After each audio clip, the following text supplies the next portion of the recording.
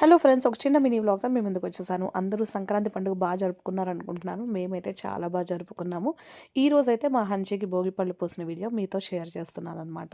So, first అయితే భోగి పళ్ళ కోసం మనం ఒక బౌల్‌లో రేగిపళ్ళు, పూరేకులు, అలాగే నాణాలు, కొంచెం అక్షింతలు, చెరుకు ముక్కలు ఇవన్నీ కలుపుకొని ఫస్ట్ అయితే బాబుకి బొట్టు పెట్టి హారతిచ్చి, దేవుడికి హారతిచ్చి, బాబుకి కూడా హారతిచ్చిన తర్వాత రేగిపళ్ళు పోయడం అయితే స్టార్ట్ చేస్తామనమాట. అసలు ఈ భోగిపళ్ళు పోయడం అనే సాంప్రదాయం మనకెలా వచ్చిందంటే, ఒకప్పుడు నరనారాయణులు బదరీకాశ్రమంలో తపస్సు చేస్తుండగా దేవతలు ఆనందంతో బదరీ ఫలాలను వారి మీద కురిపించారంట. అంటే ఇక్కడ బదరీ ఫలాలంటే రేగిపళ్ళు. ఆ సందర్భంలో నారాయణుడిని చిన్న బాలుడిగా మారినట్టు చెప్తారనమాట.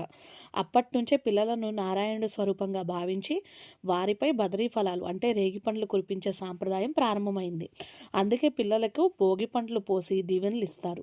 రేగి పండ్లను కొన్ని ప్రాంతాల్లో అర్క ఫలాలని కూడా పిలుస్తుంటారు. సూర్యుడు ఉత్తరాయణంలో ప్రవేశించే ఈ సమయంలో ఆయన కరుణ పిల్లలపై ఉండాలనే భావంతో ఈ ఆచారాన్ని పాటిస్తూ ఉంటారనమాట. అయితే ఈ భోగిపళ్ళు ఎలా పోయాలంటే, ముందుగా తల్లి పిల్లల చుట్టూ 3 సార్లు దిష్టి తీసి పిల్లల తలపై భోగిపండ్లు పోయాలి. తరువాత తండ్రి, ఆ తర్వాత మిగిలిన పెద్దవాళ్ళు గానీ, లేదంటే కుటుంబ సభ్యులు గానీ అందరూ ఇదే ప్రకారంగా పిల్లలకి భోగిపళ్ళు పోయాలి.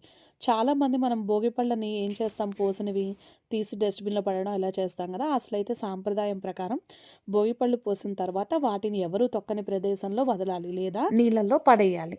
హోప్ మీకు ఈ వీడియో నచ్చిందనుకుంటున్నాను. ఈ వీడియో గాని మీకు నచ్చితే ప్లీజ్ సబ్స్క్రైబ్ చేయండి. బాయ్.